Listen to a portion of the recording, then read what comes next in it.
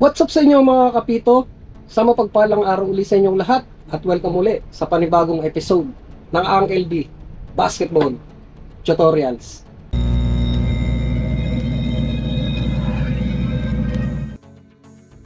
Welcome uli sa panibagong vlog natin at gusto ko lang i-topic natin ngayon yung mga subscribers natin, yung mga ilang followers natin dito sa ating YouTube channel na nagtatanong tungkol sa mga bagong rules and regulations daw ngayon na pumapasok ngayong taon. Sinasabi nila, nagtatanong sila sa akin na, Uncle B, ano-ano ba yung mga bagong rules and regulations ngayon?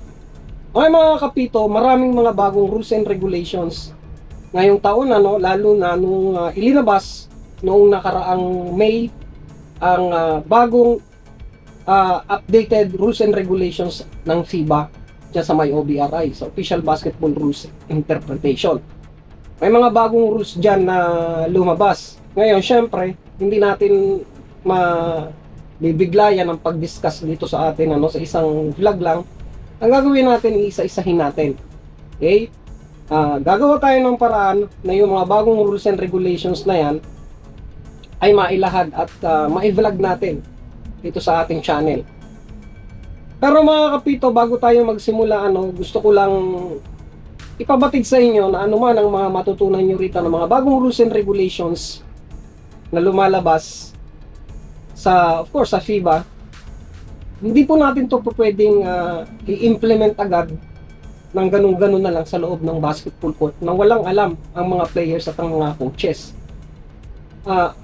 Ang gagawin natin, pinakamagandang gagawin natin sa mga sitwasyon na ganyan ay kailangan magkaroon ng clinic ang mga teams bago magsimula ang liga. Kung hindi man, may mga sitwasyon na hindi nagkakaroon ng mga basketball clinic, dapat sa pagsisimula pa lang ng laro, doon sa mga interval o play na mangyayari bago magsimula ang laro, pwede nating pahapyawan ng mga coaches sa mga players doon sa mga bagong rules na i-apply natin. Okay? O kaya, during the game, meron tayong mga preventive officiating na gagawin na sabihin natin kapag ginawa nila ang ganong mga scenarios, ganong mga action, ay violation nyo or hindi na according doon sa mga bagong rules and regulations na pumapasok. Yun ang gawin natin. Huwag natin bibiglain ng mga players na wala silang kaalam-alam at saka mga coaches tungkol sa mga rules and regulations na mga bago ngayon, kasi nagkakaproblema talaga dyan mga kapito. Unang-una, hindi tayo respeto ng mga players at ng mga coaches. Lagi natin tatandaan, naisipin natin na kapag nasa loob tayo ng basketball court, yung mga referees, hindi lang tayo ang nag-i-implement ng mga rules and regulations doon sa loob ng basketball court. Yung authority natin, wag nating masyadong i-push. Kasi mga kapito, kailangan malaman nila at mabatid ng mga players na yan, mga coaches na yan, na educator tayo, na tayo ang magtuturo sa kanila ng tama sa loob ng basketball court. Okay? Hindi yung masyado tayong over sa ating authority na kung ano ang implement natin, implement na lang natin basta-basta. Okay mga kapito, ngayon sa video ito ay isi-share ko sa inyo ang bagong rules na lumabas sa OBRI, sa Official Basketball Rules Interpretation, tungkol sa article number 16, goal when made in its value. Sa article 16 tayo, Ngayon, sa article number 16, mga kapito, ang tatalakayin natin dyan ay ang statement 16-5. Okay? So, alamin natin at basahin natin ang statement ng 16-5 ng English. And then, tatagalogin natin, of course. Kailangan natin tagalogin para maintindihan ng mga viewers natin. Sinasabi sa statement ng 16-5, ito ang nakasaad. If the ball enters the opponent's basket, the value of the goal is defined by the place on the court where the ball was released from. The ball may enter the basket directly or indirectly when during a pass, the ball touches any player or touches the court before entering the basket. Mga kapito, so tagalogin natin ang statement na nakapaloob dyan sa 16-5 ng goal when made in its value sa ilalim ng OBRI. sinasabi diyan na yung siyempre yung pagtira ng bola at pumasok yan, okay, score yan, goal yan. Okay, madidefine yan, okay, or sinasabi na maano natin yan, malalaman natin yan at maipapaliwanag natin sa sinasabi na kung saan rinilis ang bola. Okay? Doon ang value ng goal o ng basket. Okay? Sinasabi sa rules and regulations na yan, 16-5, yung statement na yan, na ang pag-goal o yung pagtira at pumasok ay meron tinatawag na directly at indirectly. Okay? Kasi may sinasabi dyan na may mga pagkakataon na ang bola ay pumapasok sa ring, okay, na aksidente, natatouch ng player, natatouch lang ng player, at minsan tumatama sa floor o sa ground, then pumapasok sa basket. Okay, pinapaliwanag lang dito sa rules and regulations na to na ma-identify, okay, ma-define natin ang value ng pagka-shoot, okay, once na na-release yan. Okay, release. Kung saan release ng player, saang area. Okay, doon ma-define ang goal. Ibig sabihin, intentionally release. Okay, tinira. Okay mga kapito, so yan ang statement ng 16-5 sa ilalim ng OBRI, ang goal when made and its value. Ngayon mga kapito, ang example na tatalakayin natin ay sa ilalim ng 16-10.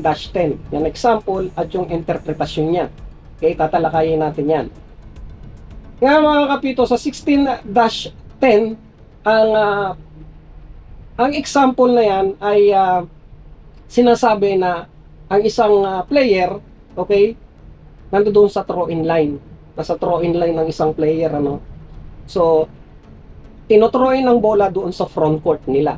Ngayon, yung pagpasa ng throw-in player, yung nag-i-inbound, natapik ng player, okay, either kalaban or kakampi, natapik. Okay, then accidentally pumasok sa ring. Okay? Yung player na yon na nakatouch ay nandoon sa 3-point area. Okay? Aksidente niyang natouch yun. Either tumalon siya or hindi siya tumalon, pero nandoon ang point of origin niya sa 3-point area, then natouch niya ang bola at aksidenteng pumasok doon sa ring. Okay? Ngayon, sinasabi sa example na yan, okay, at linabas ang tinatawag na interpretasyon. Ano ang interpretasyon ni FIBA ng OBRI tungkol dyan? Sinasabi dyan mga kapito na yung point na nangyari, valid yon, counted yon. Okay? Pero, hindi yun may count na 3 point. 2 points lang yun. Bakit? Kasi, ang player, okay, nasa throw-in line pa. Nandoon pa sa throw-in area nung nangyari yun. Okay? And then, yung player na nakatapik, aksidenteng pumasok doon sa ring na nasa 3-point area, sinasabi sa statement na hindi niya intentionally na tinira. Natouch lang niya ang bola at aksidenteng pumasok. So, hindi pumasok doon sa tinatawag na rules ng FIBA na kailangan doon sa statement 16-5 na kailangan ang value ay ma-define, kailangan i-release ng player ang bola sa place. Ibig sabihin, kung nasa loob ng 3-point area, 2 points lang. Kung nasa labas ng 3-point area, ng 3-point line, 3 points. So, sa pagkakataon na to, ano, yung example ng 16-10, hindi nangyari yon kasi nga natouch lang. Okay? Hindi rin-release. Kumbaga, nasumagi lang sa kamay. And then, aksidenteng pumasok sa ring. So, yun ang pagkaka-define. So, sana, maliwanag sa atin yun, ano? At meron tayong, ano dyan, ano? Ang diagram na ipinakita. Okay? Sana, naintindihan natin, ano? Kasi, kung sa ikikwento lang natin ng ganito, at least nakita nyo naman yung diagram kung paano nangyari yun, ano? So, Yun ang ating vlog ngayon para malaman ng mga viewers natin na may mga bagong rules and regulations na lumalabas at isa yan. Okay? Kung dumating sa point na mangyari sa inyo sa loob ng basketball court yan, sa lahat ng mga players at sa lahat ng mga referees na nanonood sa atin, sa lahat ng mga kabaro natin, na gano'n ang sitwasyon, once na aksidenteng pumasok ang bola, hindi naman talaga intentional yung tinira, hindi na-release sa kamay talaga, ang value nyon, 2 points lang, kahit saan yan mangyari, yung sa loob o sa labas ng 3-point area. Okay mga kapito, kasi nga, yung pangyayari na yan, yung pumasa, di ba maliwanag naman yun, yung pumasa nasa throw-in pa, wala pa sa loob mismo ng basketball court, nasa inbound place pa.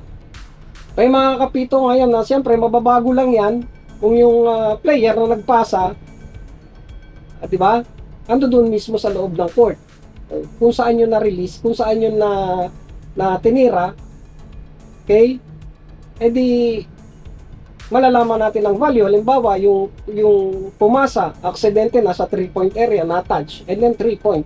Yung pumasa nasa loob ng 3-point area, okay, and then na-touch accidentally, kahit yung nakatouch nasa 3-point, ganun pa rin ang value nun, di ba? Kasi nga, nasa loob na ng court sila. Basta ang pinag-uusapan doon ng rules and regulations, kailangan ang value ng tira o ng basket ay malalaman natin o madidefine yan, okay, sa pamamagitan ng pag-release talaga ng player mula sa kamay ng player, release ang bola. Okay mga kapito, so yun ang ating vlog ngayon. Sana naintindihan natin at naliwanagan tayo sa bagong rules na yan, na kapag nangyari yan sa loob ng basketball court, alam na natin ang gagawin natin at maiintindihan na rin ng mga players niya dyan, ay yung mga nanonood dito sa ating YouTube channel. So yun mga kapito, dito ko natatapusin ang ating video at magkita-kita ulit tayo sa susunod na vlog. God bless us all. Peace out.